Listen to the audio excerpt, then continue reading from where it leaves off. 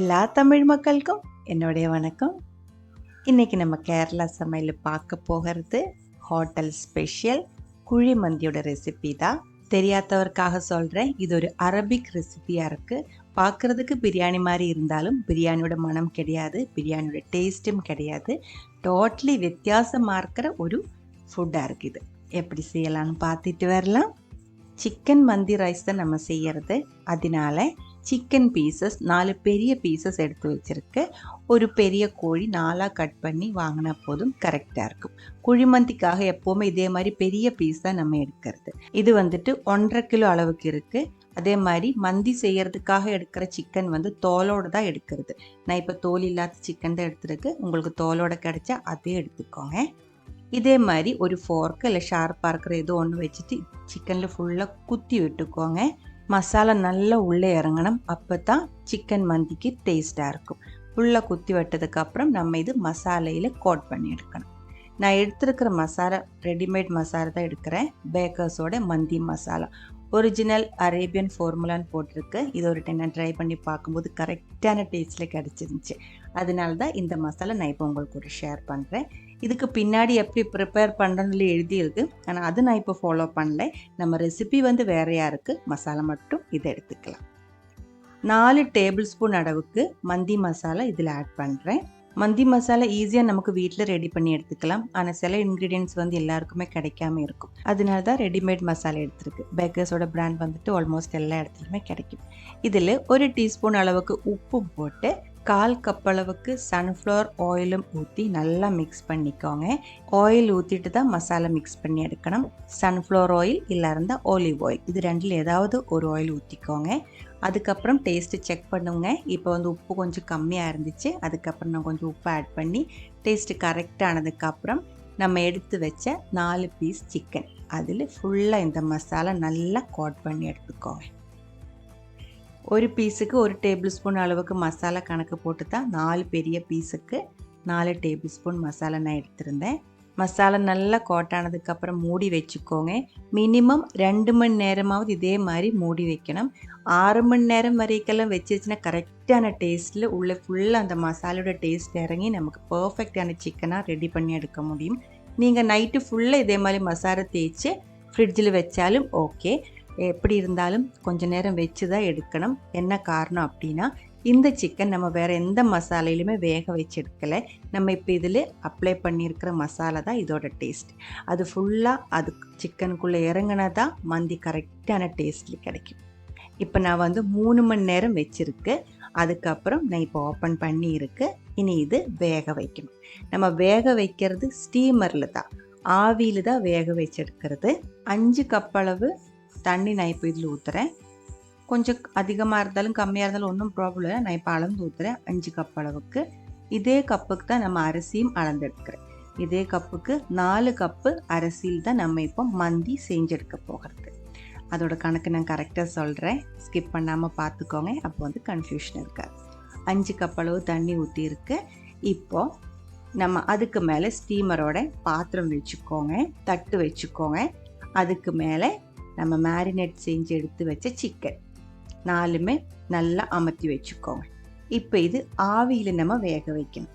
ஆவியில் வேக வைக்கும்போது என்ன ஆகும் அப்படின்னா, சிக்கன் நல்லா வெந்து சிக்கனோட ஸ்டாக்கு ஃபுல்லாக அந்த தண்ணியில் ஃபுல்லாக இறங்கிடும். அந்த தண்ணியில் தான் நம்ம சாதம் வேக வைக்கிறது. அப்போ தான் மந்தி பர்ஃபெக்டான டேஸ்ட்டில் கிடைக்கும். 3/4 மணி நேரம் மீடியம் லோ ஃப்ளேமில் தான் இதை வேக வைக்கணும். தீ ரொம்ப அதிகமாக வச்சு வேக வச்சிருச்சுன்னா தண்ணி வந்து வற்றி போயிடும், நமக்கு ஸ்டோக் அந்த அளவுக்கு கிடைக்காது. இப்போ பாருங்கள், 3/4 மணி நேரத்துக்கு அப்புறம் சிக்கன் நல்லா வெந்திருக்கு. சிக்கன் வெந்து ட்ரையாக இருக்குது. இதுக்குள்ளே இருக்கிற ஸ்டோக்கு ஃபுல்லாக கீழே தண்ணியில் விழுந்திருக்கும். உங்கள்கிட்ட ஸ்டீமர் இல்லை அப்படின்னா இட்லி தட்டில் நீங்கள் இந்த மாதிரி ஆவியில் வேக வச்சு எடுத்துக்கலாம். கொஞ்சம் ஆறுனதுக்கப்புறம் வெந்த சிக்கன் வந்து தனியாக மாற்றிருக்கு. இந்த பாத்திரத்தில் பாருங்கள், அந்த சிக்கன் ஸ்டோக்கு மசாலையோடு சேர்ந்து ரெடியாக இருக்குது. இந்த மாதிரி நம்ம வீட்டில் ரெடி பண்ணி எடுத்த இந்த சிக்கன் ஸ்டோக்கில் சாதம் வேக வச்சு எடுக்கும்போது நமக்கு எக்ஸ்ட்ரா வந்து மேகி சிக்கன் ஸ்டோக் வந்து தேவைப்படாது. அது வந்து நம்ம இந்த ரெசிபியில் யூஸ் பண்ணலை. இந்த தண்ணி நம்ம அளந்து பார்க்கணும். அதுக்கப்புறம் தேவையானது எக்ஸ்ட்ரா ஊற்றிட்டு தான் சாதம் வேக வைக்கிறேன். இது இங்கே இருக்கட்டும். ஒரு பவுல் எடுத்துக்கோங்க. அதில் 2 டீஸ்பூன் ஃபுல்லாகவே மந்தி மசாலா அது சேர்த்துருக்கு. 1/4 டீஸ்பூன் அளவுக்கு உப்பு, கொஞ்சம் ரெட் கலர் ஃபுட் கலர் அது சேர்த்துருக்கு. அதுக்கப்புறம் சன்ஃப்ளவர் ஆயில் ஊற்றி நல்லா லூஸாக இருக்கிற ஒரு மசாலா பேஸ்ட் ரெடி பண்ணி எடுத்துக்கோங்க. அதுக்கு தகுந்த மாதிரி எண்ணெய் ஊற்றி மிக்ஸ் பண்ணி எடுத்துக்கோங்க. நம்ம வேக வச்சு எடுத்து வச்ச 4 பீஸ் சிக்கனில் இந்த மசாலா மெதுவாக தடவி விட்டு கொஞ்சம் எண்ணெய் ஊற்றி லைட்டாக ஒரு டைம் வறுத்து எடுக்கணும். அதனால தான் இந்த 2 டீஸ்பூன் அளவுக்கு மசாலா இப்போ இதே மாதிரி ரெடி பண்ணி எடுத்துருக்கு. இந்த ஆவியில் வேக வச்ச சிக்கன் இப்படியேயும் சாப்பிட்டுக்கலாம். அப்போ இன்னும் கொஞ்சம் ஹெல்த்தியாக இருக்கும்.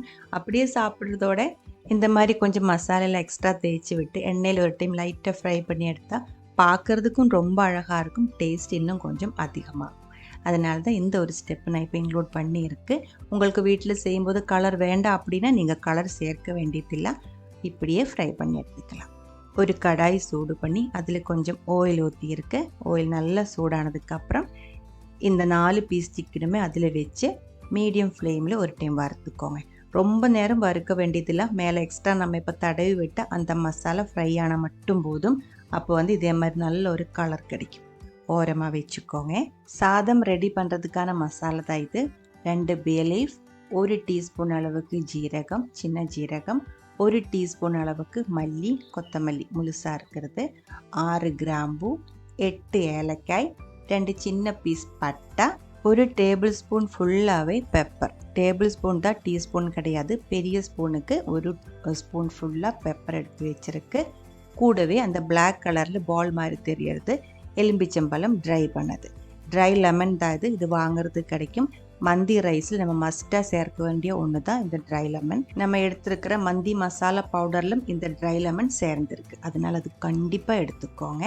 இது கூடவே 3 முழுசாக இருக்கிற பச்சை மிளகாய், 2 டேபிள் ஸ்பூன் அளவுக்கு வெங்காயம் சின்ன பீஸை கட் பண்ணது, 10 பூண்டு சின்ன பீஸை கட் பண்ணது. இதுவும் நமக்கு சாதம் கூட சேர்க்கறதுக்கு தேவைப்படுது.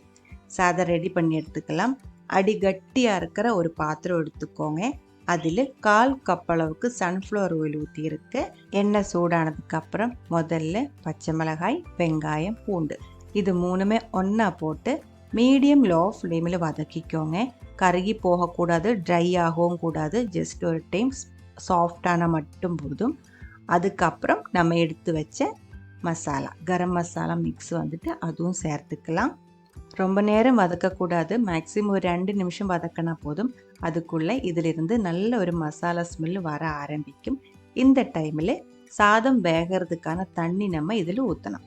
தண்ணி ஊற்றுறதுக்கு முன்னாடி நம்மகிட்ட சிக்கன் ஸ்டாக் இருக்குது. இது எவ்வளோ இருக்குன்னு அளந்து பாருங்கள். அதுக்கப்புறம் வேண்டியது மட்டும் தண்ணியாக ஊற்றிடலாம். இதில் இப்போ நான் அளந்து பார்க்கும்போது 5 கப் அளவுக்கு சிக்கன் ஸ்டாக் நமக்கு கிடைச்சிருக்கு. 4 கப் அளவு பாஸ்மதி ரைஸில் தான் நம்ம இப்போ சாதம் வேக வச்சு எடுக்கிறது. 4 கப் அளவு பாஸ்மதி ரைஸ் வேகிறதுக்கு 8 கப் அளவுக்கு தண்ணி தேவைப்படுது. இப்போ நமக்கு 5 கப் அளவு ஸ்டாக்கு தான் இருக்குது. மிச்சம் 3 கப்பு தண்ணியாக இதுக்குள்ளே ஊற்றிடலாம். 5 கப்பு ஸ்டாக்கு, 3 கப்பு தண்ணி, அப்போ 8 கப் ஆயிடுச்சு. 250 ml கப்பு தான் நான் யூஸ் பண்ணுறேன். தண்ணியில் தேவையான அளவுக்கு உப்பு போட்டுக்கோங்க. 1.5 டேபிள் ஸ்பூன் அளவுக்கு லெமன் ஜூஸ் ஊற்றிருக்கு. 2 டீஸ்பூன் ஃபுல்லாகவே மந்தி மசாலா பவுடரும் இந்த தண்ணியில் நான் இப்போ ஆட் பண்ணியிருக்கேன். நல்லா ஒரு டைம் கலக்கி விடுங்க. அதுக்கப்புறம் உப்பு செக் பண்ணிக்கோங்க. கம்மியாக இருந்தால் சேர்த்துடலாம். மூடி வச்சதுக்கப்புறம் நல்லா கொதிக்க விடணும். நல்லா கொதிச்சதுக்கப்புறம் மறுபடியும் உப்பு செக் பண்ணுங்கள். அதுக்கப்புறம் உப்பு, புளிப்பு, டேஸ்ட் எல்லாம் கரெக்டானதுக்கப்புறம் மட்டும்தான் அரிசி கழுகி இதுக்குள்ளே சேர்க்கணும். மூடி வச்சுக்கோங்க, கொதிக்கட்டும். நம்ம ஸ்டோக்கு தண்ணியெல்லாம் அளந்தெடுத்த அதே கப்புக்கு சாதம் இல்லை அரிசி எடுத்துருக்கு. செல்லா பாஸ்மதி ரைஸ் தான் மந்தி செய்கிறதுக்கு ரொம்ப நல்லா இருக்கிறது. வேக வச்சு எடுக்கும்போது நீளமாக இருக்கிற சாதம் கிடைச்சா எடுத்துக்கோங்க. இல்லை இருந்தால் எந்த பாஸ்மதி ரைஸாக இருந்தாலும் பரவாயில்ல. 4 கப் அளவுக்கு எடுத்துருக்கு. அரிசி அப்படியே இருக்கட்டும். அதை நான் கழுகி ஊற வைக்கல. கழுகி உடனே தான் இந்த தண்ணிக்குள்ளே போடுறது. தண்ணி நல்லா கொதிச்சதுக்கப்புறம் செக் பண்ணுங்கள். உப்பு கொஞ்சம் கம்மியாக இருந்துச்சு, நான் மறுபடியும் ஆட் பண்ணிவிட்டேன். அதுக்கப்புறம் தான் அரிசி கழுகி இதுக்குள்ளே சேர்க்கிறது. அரிசி கழுகி கொஞ்ச நேரம் ஊற வச்சதுக்கப்புறம் இந்த தண்ணியில் சேர்க்கிற மாதிரியா இருந்தால் இந்த 8 கப் அளவு தண்ணி அதிகமாக இருக்கும். சாதம் ரொம்ப ஒட்டுற மாதிரி இருக்கும். உடனே கழுகி இதுக்குள்ளே போடுற அரிசிக்கு தான் 8 கப் அளவு தண்ணி நான் வச்சுருக்கேன். அது கவனமாக பார்த்துக்கோங்க. அரிசி போட்டதுக்கப்புறம் இதே மாதிரி நல்லா கொதிக்கிற வரைக்கும் தீ ஹை ஃப்ளேம்லேயே வச்சுக்கோங்க.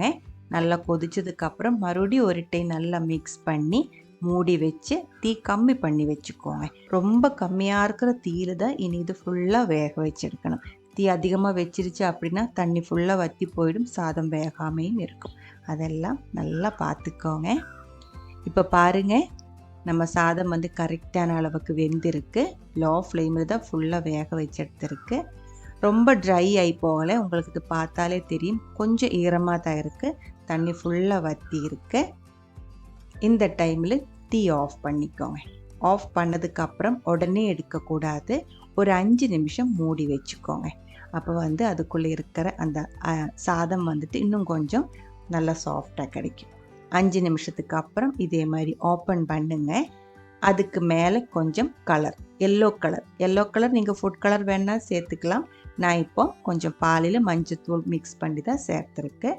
அதுக்கப்புறம் ரெட் ஃபுட் கலர், அதுவும் கொஞ்சம் அங்கே இங்கேயும் இதே மாதிரி கொஞ்சம் ஸ்ப்ரெட் பண்ணி விட்டுக்கோங்க. இன்னும் கொஞ்சம் கலர்ஃபுல் ஆகிறதுக்காக தான் இந்த மாதிரி ஃபுட் கலர் சேர்த்துருக்கு. உங்களுக்கு வேண்டாம் அப்படின்னா நீங்கள் அதை ஸ்கிப் பண்ணிடலாம். அதுக்கு மேலே நம்ம முதல்ல ஃப்ரை பண்ணி ரெடி பண்ணி எடுத்து வச்சு சிக்கன் 4 பீஸுமே நல்லா அமர்த்தி வச்சுக்கோங்க. சாதத்துக்குள்ளே நல்லா அமர்த்தி வச்சுக்கோங்க. அதுக்கப்புறம் பச்சை மிளகாய், ஃபுல்லாக இருக்கிற நீளமாக இருக்கிற பச்சை மிளகாய் கட் பண்ணக்கூடாது, முழுசாகவே அந்த சாதத்துக்குள்ளே நல்லா இறக்கி வச்சுக்கோங்க. பாதி சாதத்துக்குள்ளே இறக்கி வச்சுக்கோங்க, பாதி மேலே அப்படியே நிற்கட்டும். அதுக்கப்புறம் ஒரு பீஸ் சார்கோல் வந்து அதுக்கு மேலே வச்சுக்கோங்க. சின்ன பவுலில் வச்சுக்கோங்க. சார்கோல்னால் தெரியும்னு நினைக்கிறேன், கறி இருக்குல்ல தீய, அது வச்சுக்கோங்க. அதுக்கு மேலே ஒரு ஸ்பூன் எண்ணெய் ஊற்றி இதே மாதிரி புகை வரும்போது மூடி வச்சுக்கோங்க. 10 to 15 நிமிஷம் அப்படியே இருக்கட்டும். அந்த புகை ஃபுல்லாக அந்த சிக்கனுக்குள்ளேயும் சாதத்துக்குள்ளேயும் நல்லா இறங்கணும். அப்போ தான் மந்தியோட டேஸ்ட்டு பர்ஃபெக்டாக கிடைக்கும். 15 நிமிஷத்துக்கு அப்புறம் நான் ஓப்பன் பண்ணியிருந்தேன். சார்கோலோட அந்த பவுல் வந்து வெளியே எடுத்துக்கலாம். அதுக்கப்புறம் அந்த சிக்கனோட பீசஸும் வந்து நம்ம தனியாக எடுத்து வெளியே வச்சுக்கலாம். அதுக்கப்புறம் சாதம் நல்லா ஒரு டைம் மிக்ஸ் பண்ணி எடுத்துக்கோங்க. ஹோட்டலில் கிடைக்கிற குழிமந்தியோட ரெசிபி நம்ம வீட்டில் செய்யும்போது அதே டேஸ்ட்டு கிடைக்கிறதுக்கு நிறைய மெத்தடில் நிறைய பேர் மாற்றி மாற்றி செஞ்சுட்டு இருக்கு. எனக்கு இந்த ஒரு மெத்தடில் தான் பர்ஃபெக்டாக இருக்கிற டேஸ்ட்டு கிடச்சிருச்சு. அதனால தான் இந்த ஒரு மெத்தட் நான் உங்களுக்கு கூட ஷேர் பண்ணுறேன். ஹோட்டல்லாம் செய்யும்போது பெரிய குழி இருக்கும், அதுக்குள்ளே சிக்கன் வச்சு அதோட ஸ்டோக்கை சாதத்தில் இறங்கி அந்த மாதிரி தான் அங்கே குழிமந்தி ரெடி பண்ணி எடுக்கிறது. அதனால தான் குழிமந்தின்னு பேர் வந்திருக்கு.